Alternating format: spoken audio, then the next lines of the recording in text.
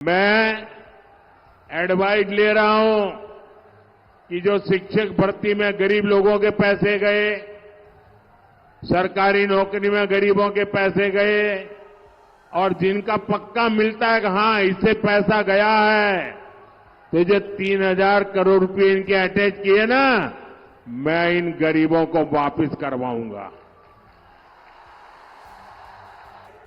जनता के हक का पैसा मैं टीएमसी को कैसे लूटने दूं? ये जिन लोगों ने भ्रष्टाचार करके पैसे जमा किए हैं ना, ईडी ने करीब 3,000 करोड़ रुपया उनका संपत्ति और सारी चीजें अटैच करके रखी हुई है। 3,000 करोड़ रुपया। मैं एडवाइस ले रहा हूं कि जो शिक्षक भर्ती में गरीब लोगों के पैसे गए, सरकारी नौकरी में गरीबों के पैसे गए और जिनका पक्का मिलता है कि हां इससे पैसा गया है, तो जो 3,000 करोड़ रुपए इनके अटैच किए ना, मैं इन गरीबों को वापस करवाऊंगा। बेचारा टीचर की नौकरी के पैसा दिया, मैं उसको पैसा वापस करवाऊंगा।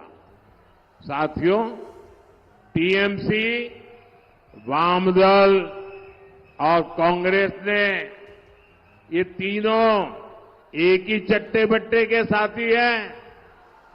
टीएमसी, वामदल, कांग्रेस ने एक दूसरे के भ्रष्टाचारियों को बचाने के लिए ये इंडी गठबंधन बनाया है। मैं कहता हूं, भ्रष्टाचार मिटाओ। वो कहते हैं भ्रष्टाचारी बचाओ। आमी बोली भ्रष्टाचार छोड़ाओ, ओरा बोले भ्रष्टाचारी बचाओ। ये लोग चाहे जितनी साजिश कर लें, मैं आपको गारंटी देता हूं, 4 जून के बाद भ्रष्टाचारियों के खिलाफ कार्रवाई और तेज होगी। संदेश खाली में क्या हुआ, ये पूरा देश जान चुका है। वहां माताओं बहनों के साथ कितना बड़ा अत्याचार हुआ है, ये पूरे देश ने देखा है। हालात ये है कि हर मामले में यहां कोर्ट को खुद को दखल देना पड़ता है। यहां हर तरफ टीएमसी के सिंडिकेट का राज है। लोग अत्याचार सहने को मजबूर है। आप मुझे बताइए, क्या संदेश खाली के अपराधियों को कड़ी से कड़ी सजा होनी चाहिए? कड़ी से कड़ी सजा होनी चाहिए। उनकी जिंदगी जेलों में जानी चाहिए। यहां की टीएमसी सरकार ब्रेक लगा देती है। केंद्र की बीजेपी सरकार ने गरीबों के पक्के घर के लिए लगभग 30,000 करोड़ रुपए भेजे।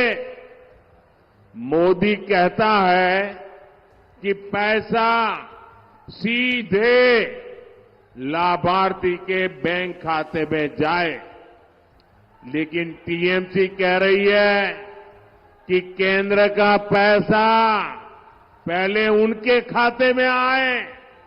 अब आप मुझे बताइए, जनता के हक का पैसा मैं टीएमसी को कैसे लूटने दूं? साथियों, पश्चिम बंगाल की हर बहन के घर पर नल से जल आए, इसके लिए केंद्र सरकार पैसा दे रही है।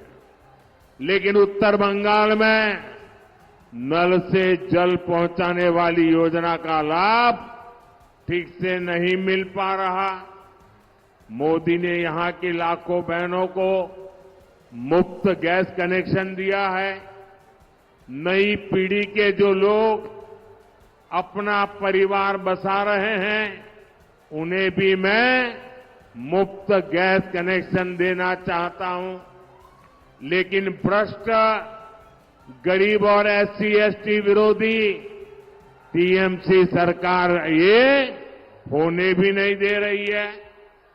आयुष्मान भारत योजना से देश भर के करीब 30,000 अस्पतालों में 5 लाख रुपए तक मुफ्त इलाज मिल रहा है। टीएमसी की गरीब विरोधी सरकार इस योजना को भी बंगाल में ये लागू ही नहीं होने दे रही है। साथियों, टीएमसी की किसान विरोधी सरकार पीएम किसान निधि में भी रोड़े अटकाती है। विदेशों में यूरिया की जो बोरी 3,000 रुपये की मिलती है, वो बीजेपी सरकार किसानों को 300 रुपये से भी कम दाम में दे रही है। लेकिन यहां इसमें भी भ्रष्टाचार हो रहा है, किसानों को परेशान किया जा रहा है। भाइयों और बहनों, यहां के चाय बागानों की समस्या किसी से छुपी नहीं है। देश में जहां भी चाय बागान है, उनमें से सबसे बुरा हाल बंगाल के चाय बागानों का है। टीएमसी का छोटे से छोटा नेता भी बड़े बड़े बंगलों में रहता है, लेकिन चाय बागान के मेरे परिवारों को मूल सुविधाएं तक नहीं मिल रही है। टीएमसी सरकार ने चाय बागानों को, टी इंडस्ट्री को अपने हाल पर छोड़ दिया है। बदहाली की वजह से कई बागान बंद हो गए हैं। इसलिए इस चुनाव में टीएमसी को सबक सिखाना बहुत जरूरी है।